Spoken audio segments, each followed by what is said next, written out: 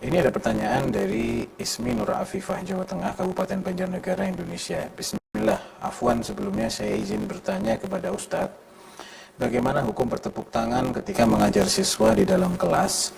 Apakah bertepuk tangan termasuk musik atau menabuh bunyi-bunyian? Mohon penjelasannya, jazakumullah khairan. Barakallahu fiik.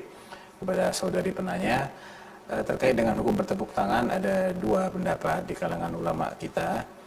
Pendapat yang pertama, pendapat yang memakruhkan, tidak mengharamkan namun memakruhkan.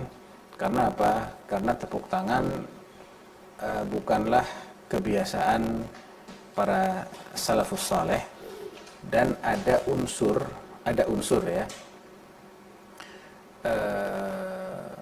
meniru kebiasaan orang-orang yang tidak baik. Ya, ini apa yang disebutkan dalam hadis bahwasanya man nabahu syai'un fi salatihi falyusabbih fa innahu idza sabbah ultufita ilaihi wa innama at-tasfiqu lin-nisa.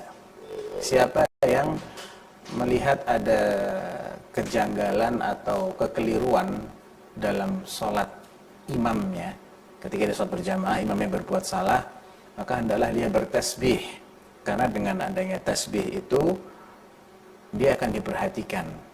Ketika ada yang mengatakan subhanallah, maka imamnya akan berusaha untuk mengoreksi kesalahannya. Adapun tepuk tangan itu hanya untuk wanita.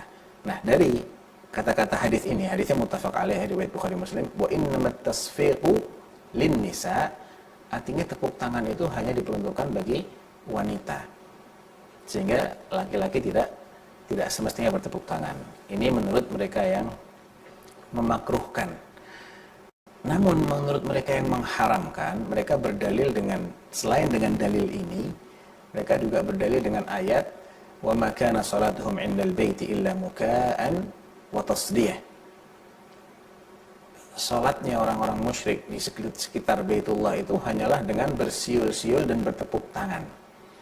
Di sini Allah Subhanahu wa taala mencela orang-orang musyrik yang punya kebiasaan bersiul dan bertepuk tangan.